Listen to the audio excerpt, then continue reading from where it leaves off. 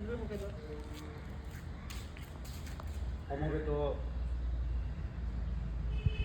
শ্ৰদ্ধাৰ অসম সাহিত্য সভাৰ সন্মানীয় সতীৰ্থসকল, আজি আমি অসম সাহিত্য সভা আৰু কামৰূপ মহানগৰ জিলা সাহিত্য সভাৰ যৌথ উদ্যোগত আমি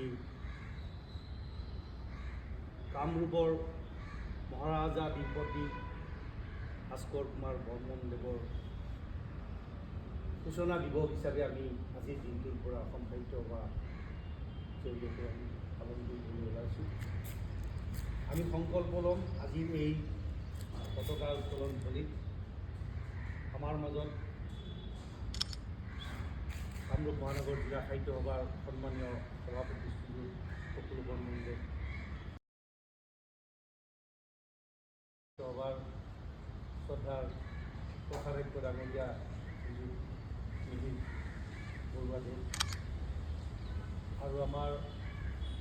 কামৰূপ মহানগৰ জিলা সাহিত্য সভাৰ মাননীয় প্ৰাক্তন উপ-সভাপতি শ্ৰদ্ধাৰ শ্ৰীযুত হৰেশ্বৰ ডেকা ডাঙৰীয়া, প্ৰমুখ্যে আমাৰ প্ৰচাৰ আহ্বায়ক শ্ৰীযুত দীপক শৰ্মাদেৱ আৰু গুৱাহাটী বিশ্ববিদ্যালয়ৰ শাখাৰ সন্মানীয় বণিক ডাঙৰীয়া আৰু তেখেতৰ সতীৰ্থ, আপোনালোকক আমি জনাবলৈ পাই সুখী হৈছোঁ যে আজি এই পতাকা উত্তোলনস্থলীত আমি সকলোৱে সমবেত হৈছোঁ। সকলোকে বাপতি সাহন ৰঙালী বিহুৰ আজিৰ প্ৰথম মানৱ দিৱসৰ বিহুতে আপোনালোকক সকলোকে শ্ৰদ্ধা ভক্তি জনাইছোঁ। সকলোৰে দীৰ্ঘায়ু কামনা কৰিছোঁ, সুস্বাস্থ্য কামনা কৰিছোঁ আৰু মাননীয় সভাপতি ডাঙৰীয়াক এই পতাকা উত্তোলন কৰি আজিৰ এই ঐতিহাসিক দিনটোৰ শুভাৰম্ভণি কৰিবলৈ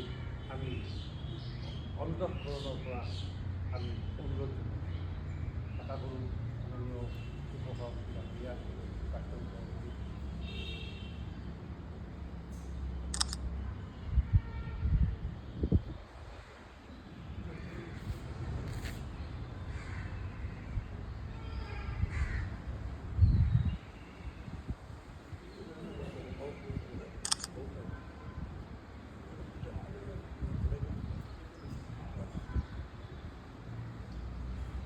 আমি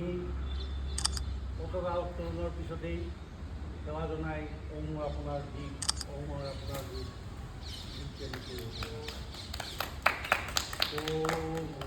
আপোনাৰ দেশ, ও মোৰ শিশুনি দেশ, এনেখন শুৱলা, এনেখন শুৱলা, এনেখন মৰমৰে,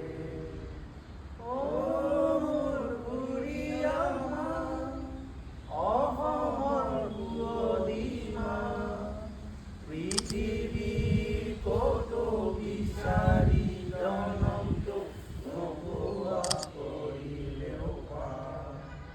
অ মোৰ উপজাত, অ মোৰ অসমীয়াই, চাই লওঁ তোমাৰ মুখনি এবাৰ, হেঁপাহ মোৰ পলোৱা নাই। অসম সাহিত্য সভা দীৰ্ঘজীৱী হওক, কামৰূপ মহানগৰ জিলা সাহিত্য সভা দীৰ্ঘজীৱী হওক,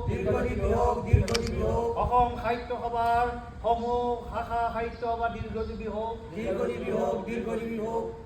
ধন্যবাদ। পুনৰবাৰ আপোনালোকক সেৱা জনাইছোঁ আৰু সন্মানীয় সভাপতি ডাঙৰীয়াক আমি অনুৰোধ জনাইছোঁ আজিৰ এই তাৎপৰ্য পতাকা উত্তোলনস্থলীত আৰম্ভণি ঐতিহাসিক দিনটি বিষয়লৈ আপোনাক আমি কিছু কথা অৱগত কৰিবলৈ শুভেচ্ছামূলকভাৱে আপোনাক প্ৰদান কৰিবলৈ ধন্যবাদ।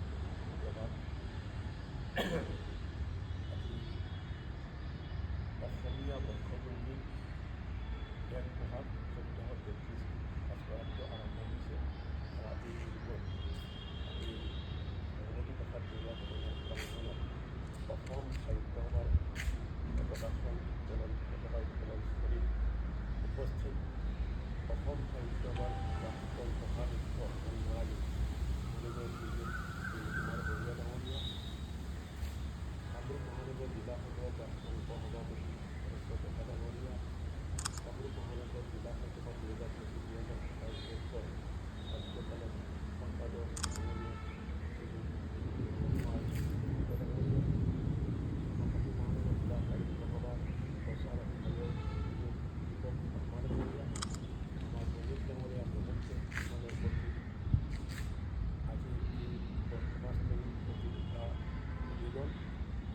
সকলে অৱগত যে আজিৰ দিনটোতে 594 খ্ৰীষ্টাব্দ কুমাৰ কাশ্যপৰ জন্মদিন আমেৰিকা দিৱস অৰ্থাৎ মহাৰাজাৰ ত্যাগ হিচাপে আমেৰিকাৰ নিনাদখনত অনুষ্ঠিত হৈছিলে আৰু এই দিনটোতে ভাস্কৰাব্দ হিচাপে এই দিনটোৰ পৰা ভাস্কৰাব্দ হিচাপে পৰিগণিত হৈছে আৰু আজি আমি 1433 ভাস্কৰাব্দত উপনীত হৈছোঁ আৰু এই দিনটো অসম সাহিত্য সভাই ইমান বছৰে 109 বছৰে প্ৰত্যেক দিন ব্যৱহাৰ কৰি আছে যদিও এই দিনটো আনুষ্ঠানিকভাৱে সূচনা দিৱস হিচাপে পালন কৰি ৰখা নাই কিন্তু আজি কামৰূপ মহানগৰ জিলা সাহিত্য সভাই নতুনকৈ চিন্তা ভাৱনা কৰি অসম সাহিত্য সভাৰ লগত সংযোগ হৈ একেলগে আজি এইটো উদযাপন কৰিবলৈ লৈছোঁ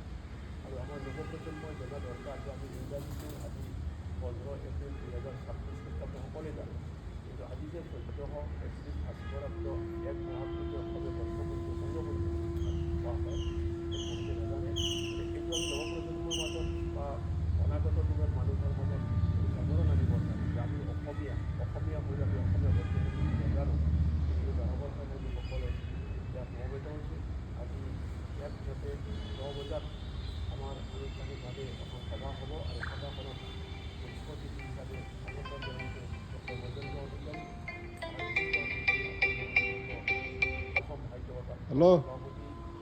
পদ্মশ্ৰী also হাজৰিকা মহোদয় আৰু পদুমৰাজ ক্লাবক আমি Nowadays also, সম্পাদক